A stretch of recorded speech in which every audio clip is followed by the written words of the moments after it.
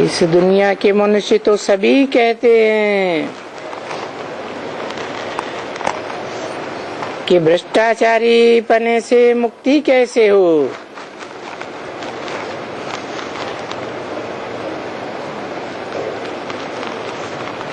मुक्त कैसे बने।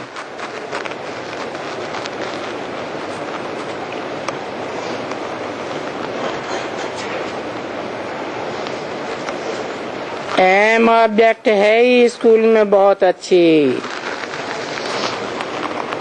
समझाने की एम ऑब्जेक्ट है।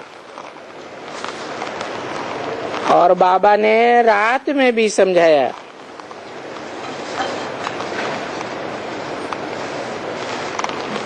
जो कोई भी आते हैं समझने के लिए,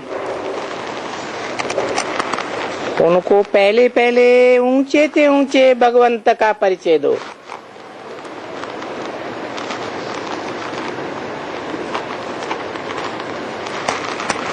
कौन है ऊंचे से ऊंचा भगवंत?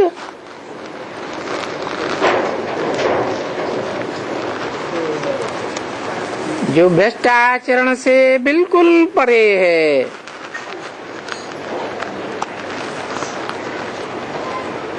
वो ही भ्रष्टाचार से मुक्त कर सकता है।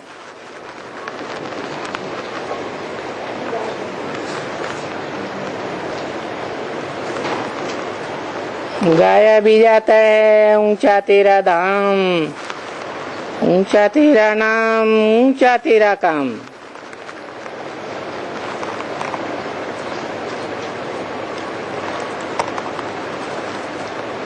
कहाँ काम करता है?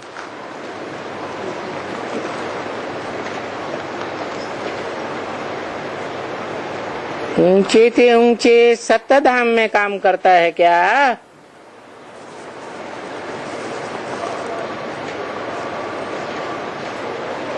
सत्य धाम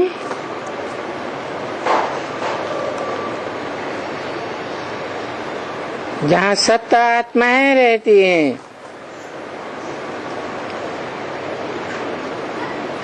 जहाँ पंचभूत और पंचभूतों के बने शरीर नहीं होते हैं,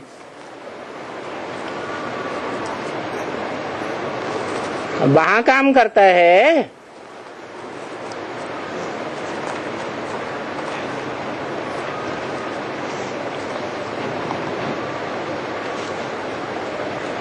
उस ऊंचे से ऊंचे भगवंत का पूरा परिचय देना चाहिए। क्या काम के आधार पर नाम है?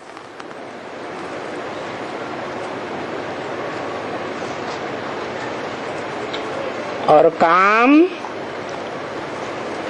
कौन से धाम में आकर करता है?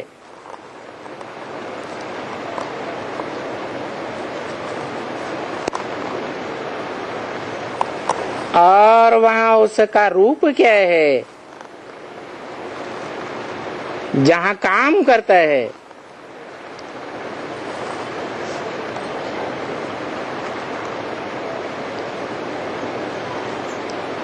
गुण क्या है?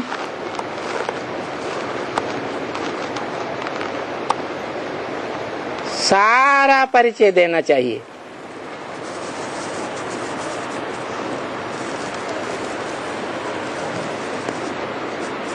त्रिमूर्ति के चित्र में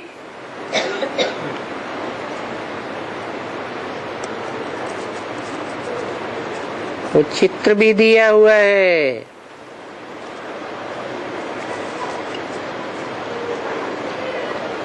ऊंचे से ऊंचे भगवंत का।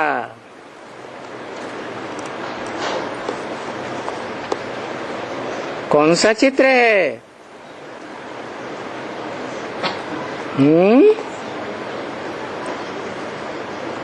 त्रिमूर्ति के चित्र में। अरे शंकर का चित्र है।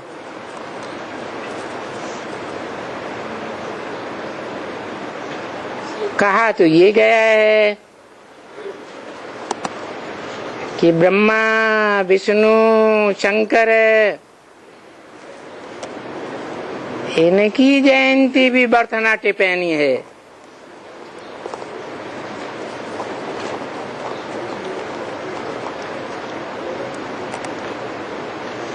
जयंती और अंत में पूरी जय जयकार।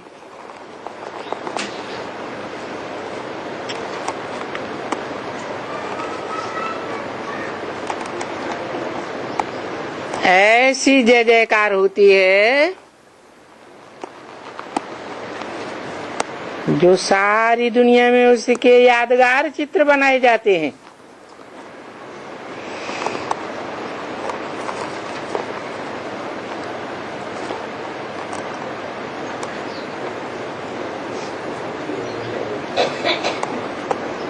भले वो विचित्र है,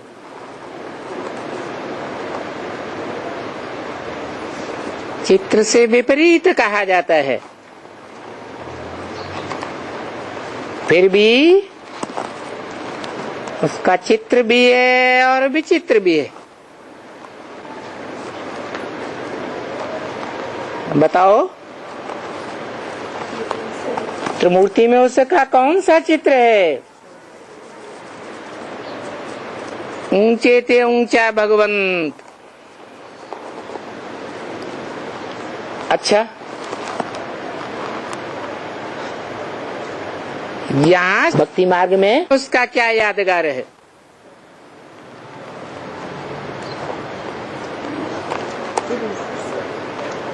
यादगार तो संपूर्णता का ही बनता है, अधूरे रूप का तो यादगार नहीं बनता है।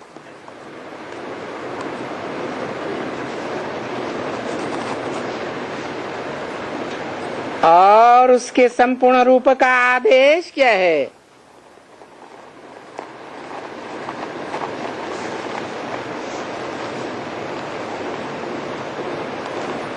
आदेश है ही बेहद के बाप से, जो ऊंचे ते ऊंचा भगवंत है।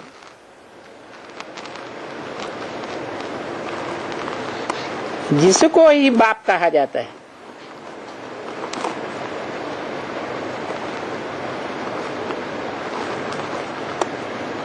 मनुष्य सृष्टि का भी बाप कहा जाता है, आत्माओं का भी बाप कहा जाता है।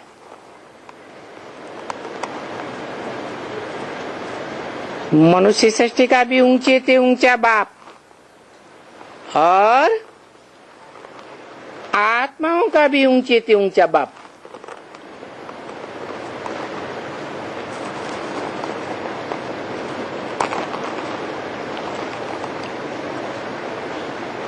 उनको भगवान कहा जाता है।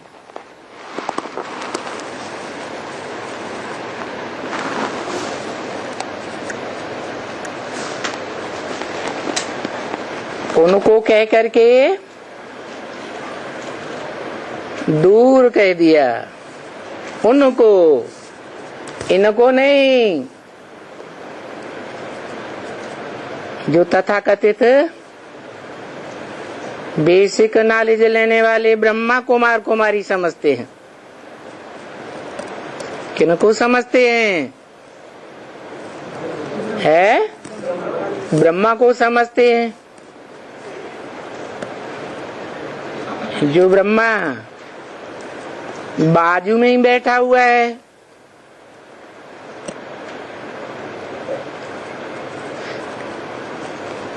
तो इनको नहीं कहा जाता है ऊंचे ते ऊंचा भगवंत।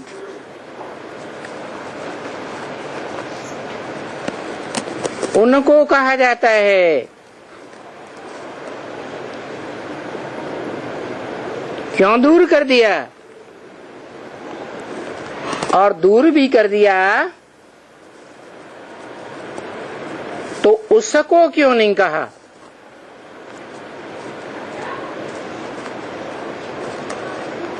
एक को क्यों नहीं कहा? उनको माने एक से ज्यादा या एक?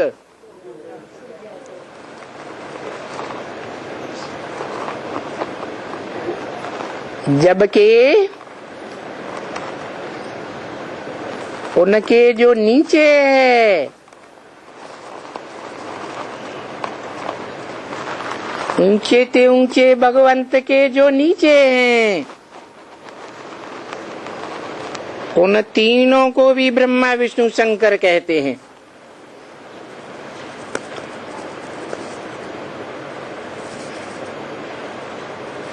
कौन है वो?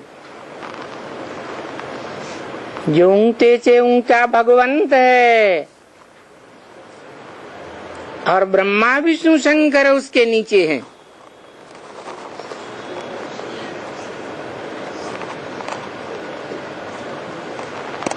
यहाँ तो मनुष्य कहते हैं त्रिमूर्ति शिव,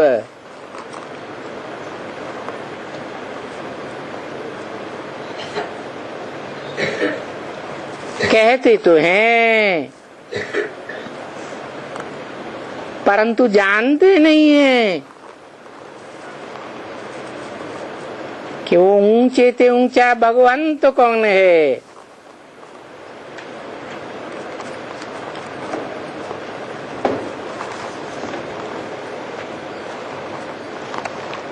ऊंचे ते ऊंचा भगवंत अभी वो ही भगवंत कहते हैं।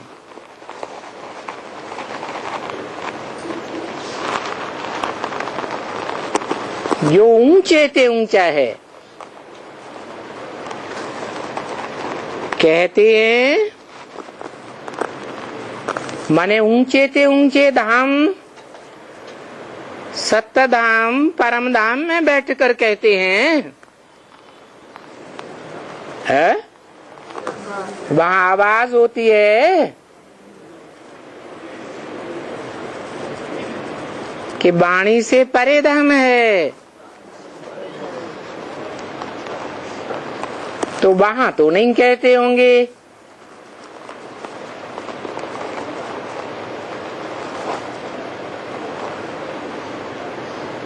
कहते नहीं होंगे कि मुझे याद करो।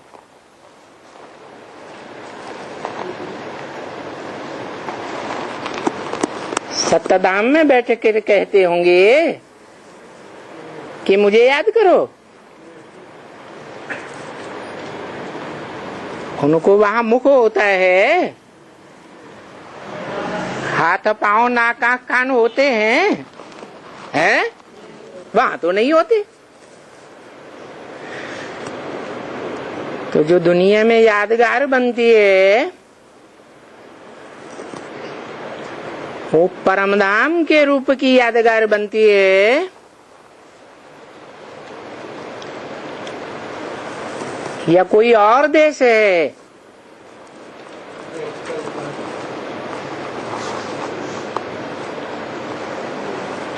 जहाँ बैठ कर कहते हैं मुझे याद करो।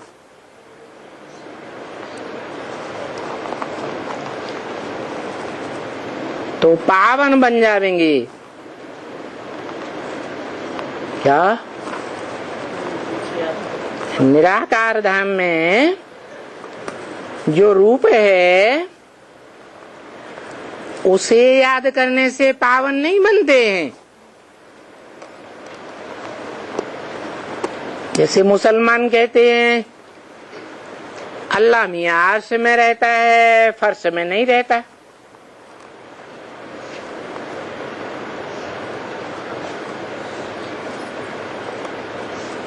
तो क्या मुसलमान और उनका धर्म पिता उस निराकारी धाम में रहने वाले, अर्श में रहने वालों को याद करने से पावन बन जाते हैं?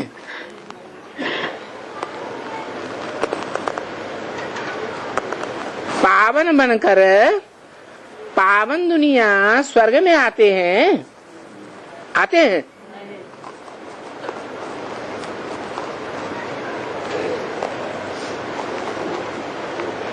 तो बताओ कौन कहते हैं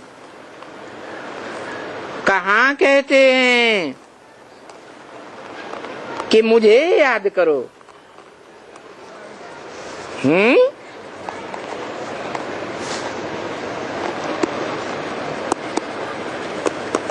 मुझे याद करते हैं तो पावन बन जाते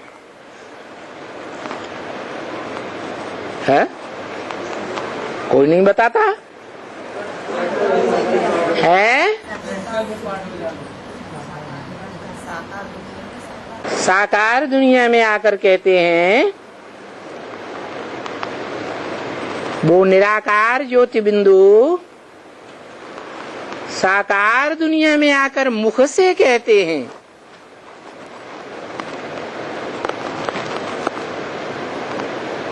मुख भी तो एक इंद्रिय है ना।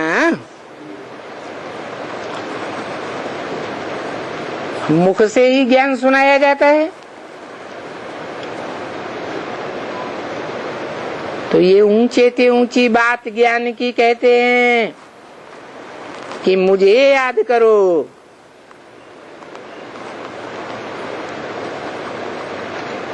कहने वाली आत्मा कौन है?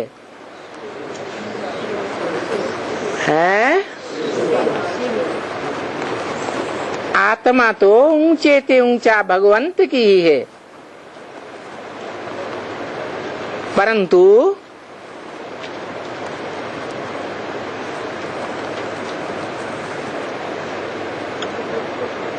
ऊंचे से ऊंचे भगवंत को मुख नहीं है। तो किसका आधार लेते हैं? जिसका आधार लेते हैं उसका नाम क्या रखते हैं?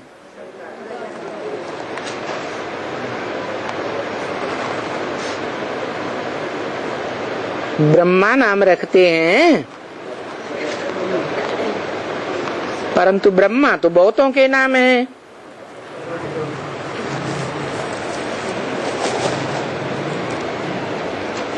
कौन से ब्रह्मा के द्वारा कहते हैं कि मुझे याद करो? एक को याद करो या जितने भी नामधारी ब्रह्मा हैं जो विष्णु या विष्णु की भुजाएं बनते हैं, सहयोगी भुजाएं, उन सबको याद करो। तो वो एक ब्रह्मा कौन? प्रजापिता ब्रह्मा।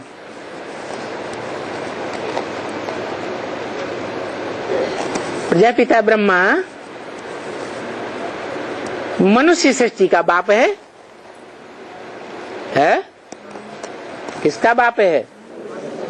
मनुष्य सृष्टि का बाप है। सारी मनुष्य सृष्टि पतित है या पावन है? सब पतितों का बाप है। तो सबसे जास्ती पतित से पतित बाप होगा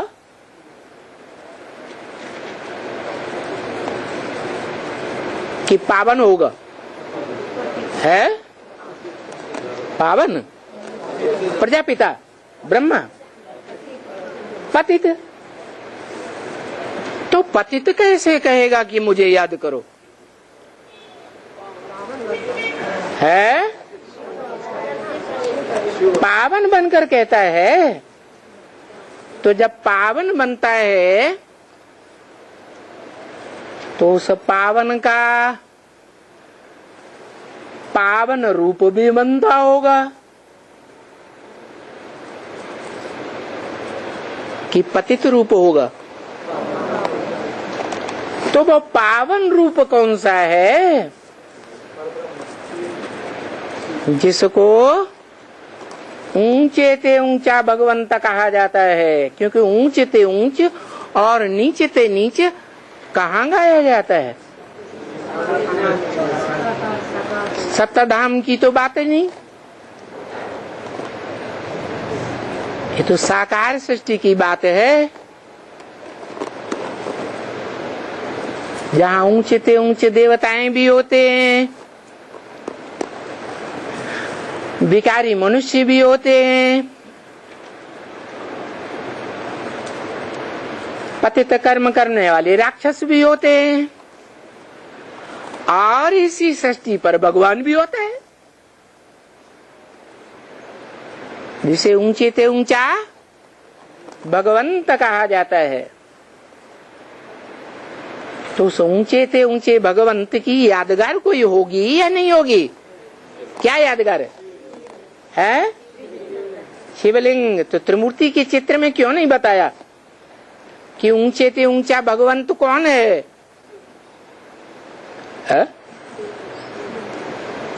कौन है? ब्रह्मा विष्णु शंकर है? देव ब्रह्मा, देव विष्णु और उनसे भी ऊंचे महादेव शंकर है? वो भी नहीं तो कौन है?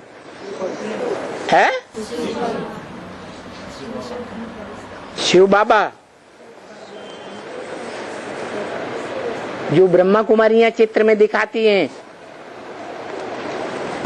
कि पहले पहले इस चित्र का परिचय देना चाहिए।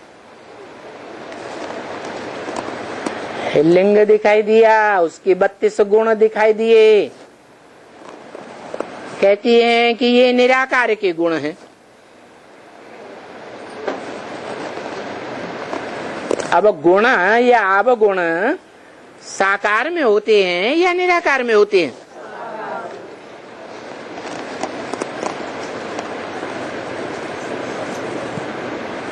तो वो कौन है?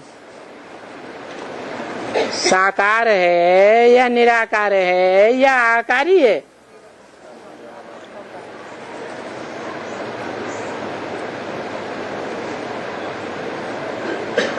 या तीनों ही नहीं है? साकार को याद करें, निराकार को याद करें या आकारी को याद करें?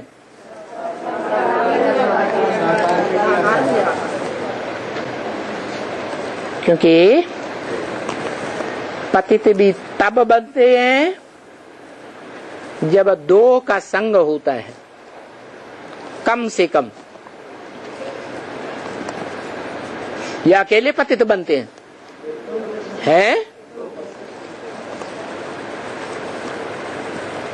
प्रवृत्ति में पतित बनते हैं और प्रवृत्ति में भी पावन भी बनते हैं।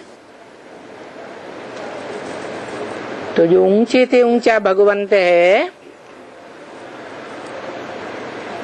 वो प्रवृत्ति मार्ग की याद सिखलाएगा या निवृत्ति की याद सिखलाएगा?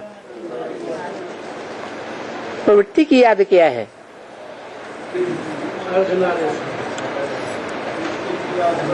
अर्धनारीश्वर, आधा पुरुष आधा स्त्री।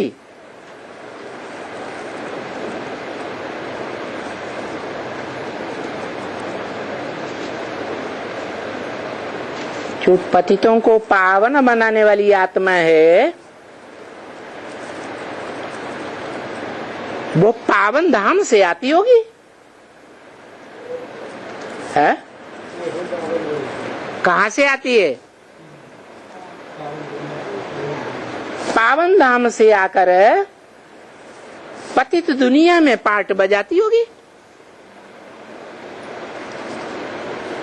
ज्ञान सुनाने के लिए मुख से पार्ट बजाएगी तो भी पतित दुनिया में ही बजाएगी।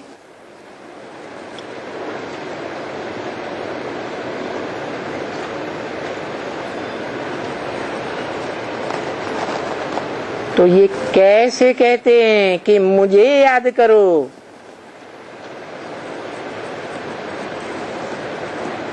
तो तुम पतित से पावन बन जाएंगे। मुझे एक के लिए कहा जाता है या दो के लिए, चार के लिए कहा जाता है? तो कौन है वो? साकार में निराकार, माना एक साकार आत्मा एक निराकार आत्मा। तो दोनों में कौन कहता है मुझे याद करो? निराकार कहता है। जो सदा निराकार है, निरंजन निराकार है, वो कहता है। आत्मा कौन सी कहती है मुझे याद करो? है शिव की आत्मा कहती है मुझे याद करो। डकैत को याद करेंगे तो डकैत बनेंगे, चोर को याद करेंगे तो चोर बनेंगे। शिव की आत्मा निराकार तो क्या बनेंगे? निराकार बनेंगे। शिव की आत्मा 5000 वर्ष तक परम धाम में पड़ी रहती है, तो हमारी निराकार आत्मा कहाँ पड़ी रहेगी? मंजूर है? निराकार तो साकार में आता है ना? आते तो हैं, लेकिन कहते कौन है मुझे याद करो? अरे कहने वाली एक आत्मा होगी या दो आत्माएं साथ साथ गीत गाएंगी, मुझे याद करो, दो तरह की आवाज निकालेंगी। है मनुष्य का भाव कैसे ही मुझे याद कर, क्योंकि सदा कायम जो है इस सृष्टि पर वही रहती है। इन्होंने एक नई बात बता दी कि सृष्टि पर है सदा कायम कोई चीज नहीं है। सदा कायम एक शिव बाबा ही है। तो जो सदा कायम इस सृष्टि पर शिव बाबा है, वो परमधाम में भी सदा कायम रहता है क्या? बताओ बताओ, जल्दी बताओ। है? परमधाम में तो नहीं रहता है, वो तो इस सृष्टि पर सदा कायम रहता है, जिसके लिए गीता में भी बोला है, ना सतो विद्यते भावो ना भावो विद्यते सत। जो सत्य है उसका इस सृष्टि पर कभी अभाव नहीं होता, और जो झूठा है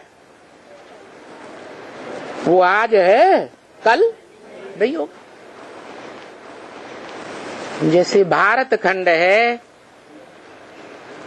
इस सृष्टि पर सदा है या कभी लोप हो जाता है? सदा है। और दूसरे धर्म खंड हैं, चीन जापान बौद्धी धर्म खंड, अफ्रीका अरब देश इस्लामी धर्म खंड, यूरोप अमेरिका क्रिश्चियन धर्म खंड। ये आज से 2500 वर्ष पहले इनकी कोई हिस्ट्री नहीं मिलती। क्यों? क्योंकि समुद्र के अंदर समाये हुए थे ही नहीं। तो सत्य हुए या असत्य हुए? असत्य हुए। और भारत पहले भी था, सत्ययुग में भी, त्रेता में भी, द्वापर में भी और कलयुग में भी, और अभी संगम युग में भी। अंत तक भारत रहेगा या नहीं रहेगा? रहेगा। दूसरे देश अंत तक नहीं रहेंगे। संगम युग के अंत तक दूसरे देश रहेंगे? नहीं रहेंगे। कौन सा देश? भारत देश रहेगा। ये नाम क्यों दिया भारत देश? है ये अविनाशी खंड क्यों हुआ भारत देश? क्योंकि ये भारत खंड ही है जहां भा माने रोशनी, ज्ञान की रोशनी सदा प्रज्वलित रहती है।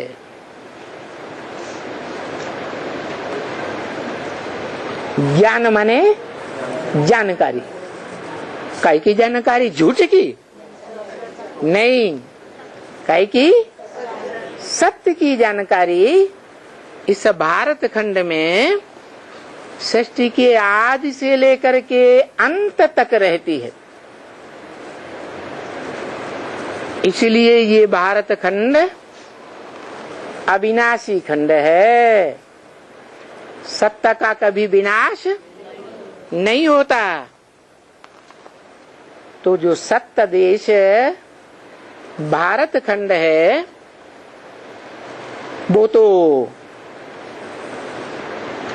जड़ है या चैतन्य है?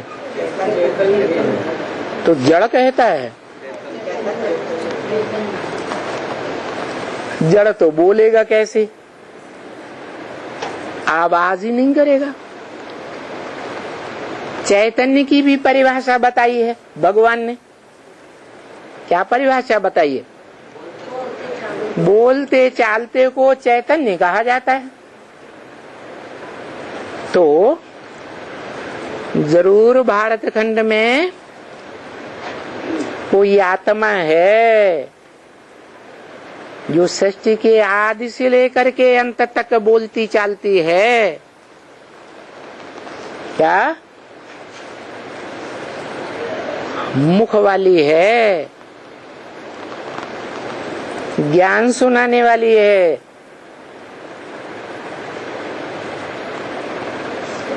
भा माने ज्ञान की रोशनी, रत माने लगा रहने वाला। चाहे सतयुग हो, त्रेता हो, द्वापर हो, कलयुग हो,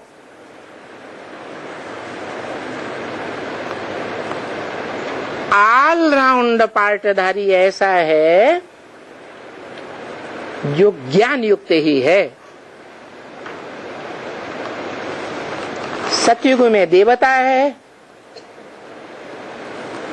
तो भी ज्ञान का जो सार है, मैं आत्मा ज्योति बिंदु, उस रूप में टिका रहता है या नहीं है? त्रेता में भी द्वैतवादी द्वापर युग जब आता है, जहाँ दो दो धर्म, दो दो राजाएं, दो दो राज्य, दो दो कुल, दो दो मतें हो जाती हैं, दो दो भाषाएं हो जाती हैं, तो भी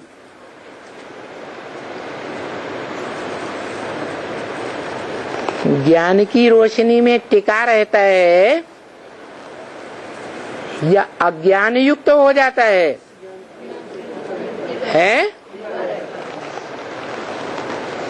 टिका रहता है। किस रूप में? सतयुग त्रेता में तो देवता के रूप में, और द्वैतवादी द्वापर युग में किस रूप में टिका रहता है? अरे कोई रूप होगा या नहीं होगा? है? वो चैतन्य जो आत्मा है उसका कोई रूप होगा या नहीं होगा? है? कोई रूप नहीं है। मनुष्य रूप है। कौन सा मनुष्य रूप? राजा विक्रमादित्य बाबा ने तो बोला है, भगवान कहते हैं कि द्वैतवादी द्वापर युग से जो भी राजाएं होते हैं वो सब बुद्धू होते हैं, विकारी होते हैं। उनकी बुद्धि ऐसी होती है, विकारी होती है। द्वापर युग के राजाओं का गायन है कि उन्होंने संगम में रह करके तप कर राज पाया। क्या? आत्मिक स्थिति की तपस्या करके राज्य पाया। तप कर राज, और फिर राज कर सतयुग त्रेता में क्या पाया? नरका। जब राजा बनते हैं द्वापर में तो नरक में जरूर जाते हैं। क्यों भाई?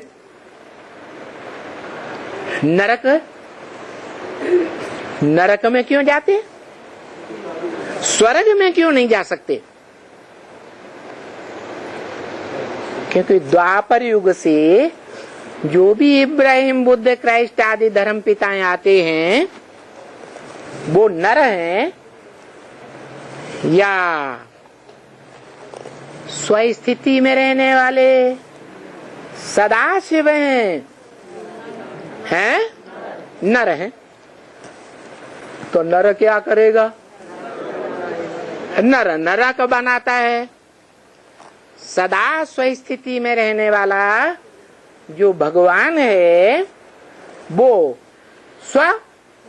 स्वर्ग बनाता है।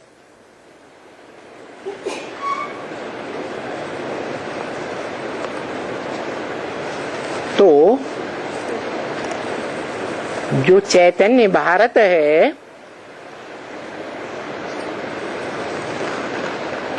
वो द्वापर युग से नर रूप बन जाता है।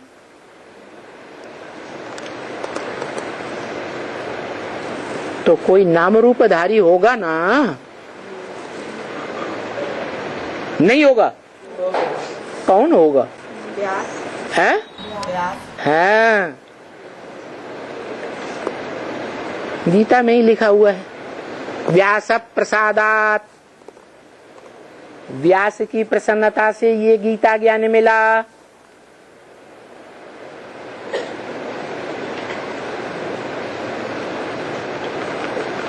वो व्यक्ति है दाढ़ी मूछ वाला नर।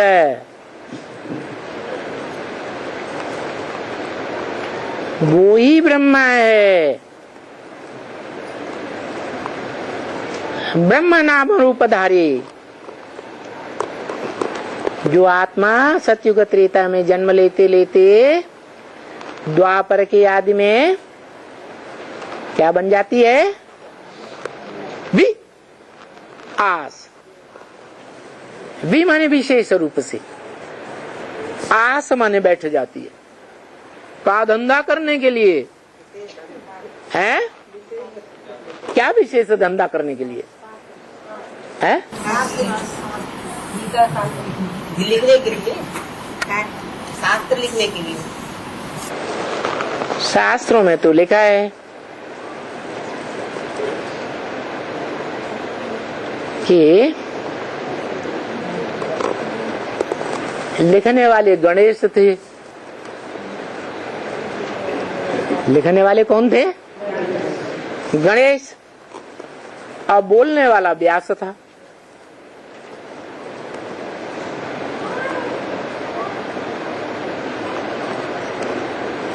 जितने भी धर्म पिताएं आए द्वापर से, उन्होंने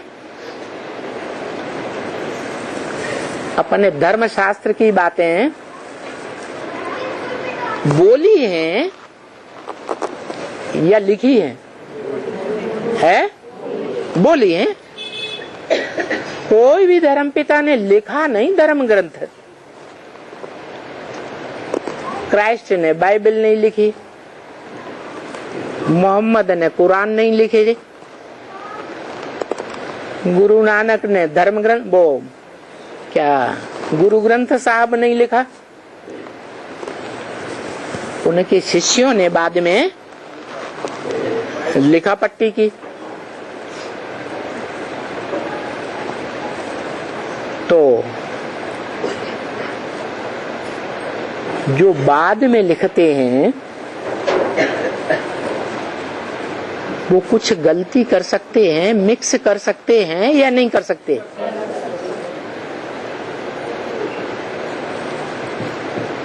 बस वहीं से मिक्सचरिटी शुरू होती है और धर्म का, धारणाओं का रूप बदल जाता है।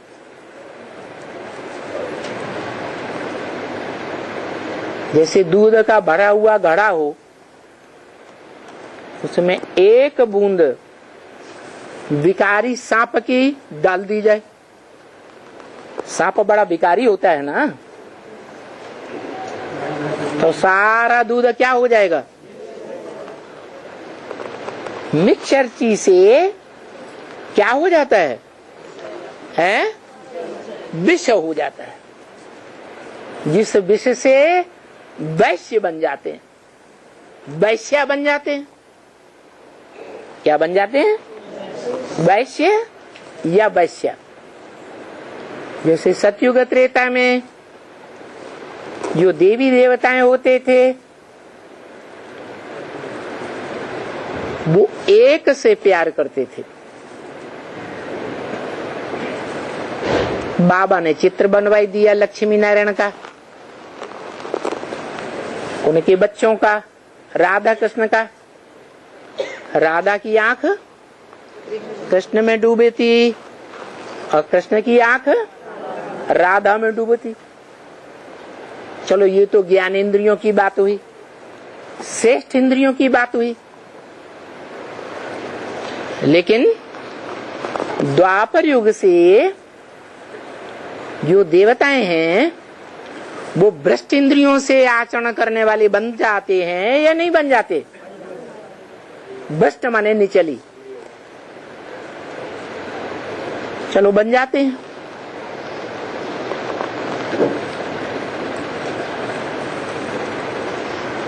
आचरण करते हैं, परंतु द्वापर हो या कलयुग हो, भगवान बाप कहते हैं पतित तो सब बनते हैं। है? देवताएं पतित बनते हैं कि नहीं? है? बनते हैं, पतित बनते हैं तो कलाएं जन्म जन्मांतर कम होती जाती हैं। हाँ, श्रेष्ठ इंद्रियों से पतित बनते हैं। ज्ञान इंद्रियों में भी श्रेष्ठ इंद्रियां कौन सी हैं? आंख से पतित बनते हैं जो सबसे श्रेष्ठ ज्ञान इंद्रिय, तो भी नीचे गिरते हैं, कलाएं धीरे धीरे कम होती हैं। फिर जब और ज्ञान इंद्रियों से पतित बनते हैं तो तेजी से कलाएं कम होती हैं। ये तो फिर भी श्रेष्ठ इंद्रियां हैं। लेकिन द्वापर युग से भ्रष्ट इंद्रियों से पतित होना मनुष्यों का शुरू हो जाता है। और भ्रष्ट इंद्रियों में भी इस्लाम धर्म जब आता है तो पतितों की लाम लग जाती है इस धर्म में। किस धर्म में? इस्लाम में लाम लग जाती माने लाइन लग जाती है, संख्या बहुत बढ़ जाती है पतितों की। क्यों? क्यों? इसलिए कि इस्लाम धर्म वाले और उनका धर्म पिता भ्रष्ट इंद्रियों से भी व्यभिचारी बनते हैं। क्या? भ्रष्ट इंद्रियों से एक में आचरण करने वाले नहीं बनते। एक से इंद्रिय का सुख लेने वाले नहीं बनते। उनकी धारणाओं में ये नूद है।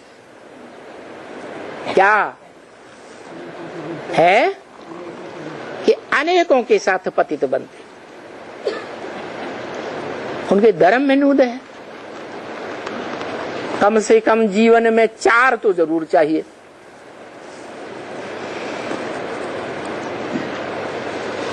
तो व्यभिचारी हुए ना, और व्यभिचार से विषय विकार बढ़ेंगे या घटेंगे? बढ़ते जाते हैं। वो तो हुआ द्वैतवादी द्वापर युगी दुनिया का, कलयुगी दुनिया का अव्वल नंबर धर्म पिता। तो सबसे पावरफुल हुआ ना द्वैतवादी दुनिया में। जब वो सका ही ये हाल है तो उसके बाद जो धर्म पिताएं और उनके फॉलोअर्स आते होंगे वो ज्यादा ही विषयी विकारी बनेंगे, ज्यादा ही पतित बनेंगे या पावन बनेंगे? है ज्यादा ही पतित बनते हैं।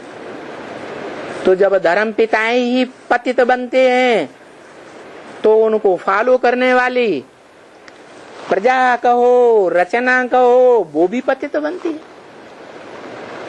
इसलिए बाप कहते हैं मुझे याद करो। किसे याद करो? मुझे याद करो। मैं उन धर्म पिताओं में से नहीं हूं। किन धर्म पिताओं में से? जो पतित बनते हैं। तो किसने कहा मुझे याद करो? बताओ। अरे अब तो बोलो, किसने कहा? है शिव बाप ने कहा। शिव बाप, जिसकी बिंदी का नाम शिव है,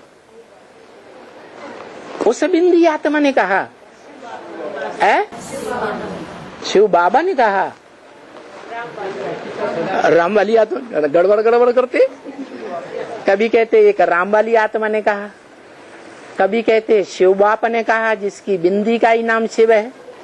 शरीर का नाम होता ही नहीं, क्योंकि उसको शरीर ही नहीं होता। शिव बाबा ने कहा, जो इस सृष्टि पर सदा कायम है। तो शिव बाबा ने कहा, तो शिव बाबा नाम कब पढ़ना चाहिए? है जब आए तो 36 में आया। कहते हैं 1936 में शिव बाबा आया। तो पतित से पावन बनना शुरू हो गए होंगे। हुए कि नहीं हुए? अरे अगर पतित से पावन बनना शुरू हो गए तो यज्ञ के आदि में ब्राह्मणों की सृष्टि का विनाश क्यों हो गया?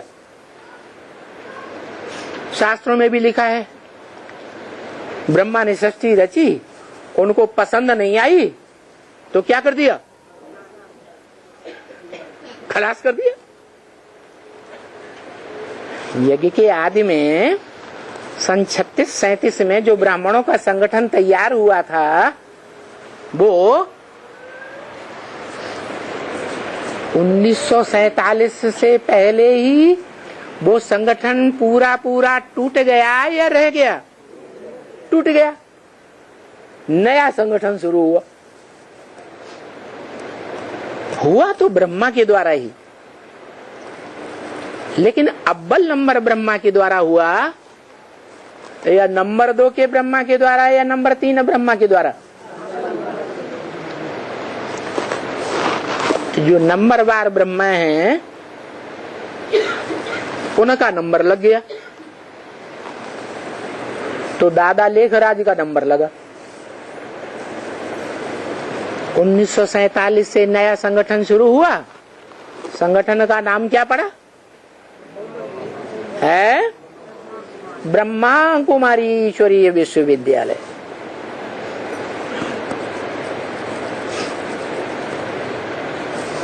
अम्मा की कुमार कुमारी बने, चलो बड़ी अम्मा ब्रह्मा के कुमार कुमारी बने। तो कोई पूछेगा, तुम बार बार अपनी अम्मा का नाम क्यों बताते हो? हम ब्रह्मा कुमार कुमारी हैं। जब पूछा जाएगा तो क्या बताएंगे? ब्रह्मा कुमार कुमारी है। लोगों को शक तो होगा ना कि बार बार अपनी अम्मा का नाम क्यों बताता है, बाप का नाम क्यों नहीं बताता? अरे बिना बाप के अम्मा पैदा कर लेगी? है नहीं। जो सृष्टि होती है वो तो प्रवृत्ति से होती है ना,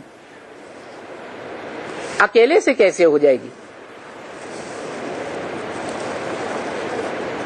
तो जहां जहां ब्रह्मा कुमारी विद्यालय बन रहे हैं वहां लोगों को शक हो जाता है कि अम्मा का नाम बताते हैं, बाप का नाम नहीं बताते हैं, कुछ विशेष हैं क्या, कुछ न कुछ विचार है। वैश्यालय के वासी हैं या शिवालय के वासी हैं? विशेष हैं, वैश्यालय के वासी हैं, और वैश्यालय के वासी हैं तो संगम युग में तो स्थापना भी होती है नए संगठन की, और फिर विनाश भी होता है। तो बताओ, जो दूसरी बार ब्राह्मणों के नए संगठन की दुनिया की स्थापना हुई सन 47 में, उसका विनाश हुआ या नहीं हुआ है? हुआ। फोटो खींचो इनका सबका। उन्हें ब्रह्मा कुमार कुमारियों के पास पहुंचे, कब से विनाश शुरू हुआ? 76 से विनाश शुरू हुआ। क्यों?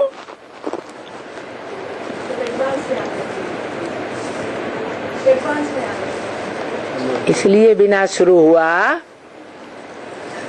कि बाप का प्रत्यक्षता वर्ष मना लिया। किसका प्रत्यक्षता वर्ष?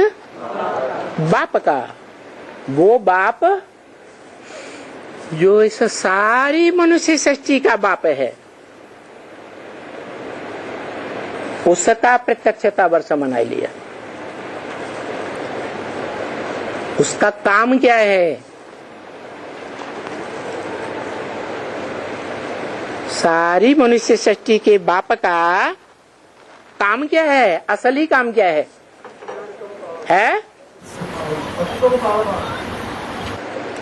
उस बाप का जो सन 76 से प्रत्यक्ष हुआ, बाप का प्रत्यक्षता वर्ष जिसकी यादगार में मनाया गया, बेसिक ब्राह्मणों ने भी मनाया और एडवांस ब्राह्मण भी मनाते हैं। कौन सा वर्ष? 1976। तो उस बाप का जो मनुष्य सृष्टि का बाप है, सारी मनुष्य सृष्टि का, विश्व धर्मों का ग्रैंडफादर है,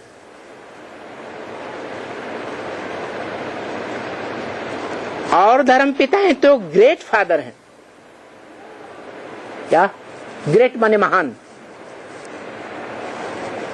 ग्रेट ग्रेट ग्रैंडफादर नहीं है, और वो ग्रेट ग्रेट ग्रैंडफादर है। सभी धर्मों का ग्रैंडफादर है। धर्म पिताओं का भी क्या है? बाप है।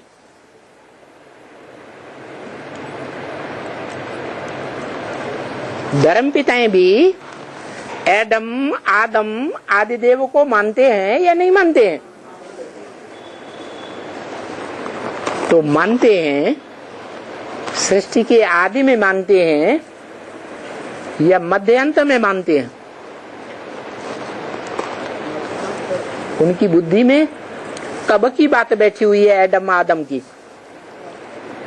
सृष्टि के आदि की बैठी है ना?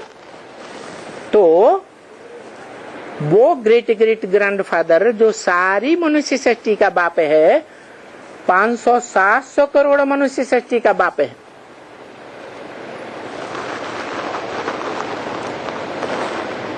वो बाप कहते हैं कि मुझे याद करो। हाँ? माना जिस बिंदी का नाम शिव है, उसको शरीर है ही नहीं, उसकी आत्मा रूपी बिंदी का ही नाम शिव है। वो नहीं कहते अरे चुप, आत्मा को बाप नहीं कहते। मुझे याद करो, आत्मा का बाप को ही याद करो कहते हैं। वो कहते, मुंह है उनको। हाँ हाँ, प्रजापिता के मुख से कहते हैं ना। प्रजापिता के मुख से कहते हैं ना, तो दो हुए ना। है? बात एक ही है, माने एक ही आत्मा है। अच्छा बताओ, एक ही आत्मा कैसे? बाप समाविष्ट बन जाती है ना कम। हाँ, कि जिस मुख से कहते हैं उस मुखधारी आत्मा की, उस शरीरधारी आत्मा की भी स्टेज कैसी बन जाती है? जब बाप समान बन जाती है, तब की बात है।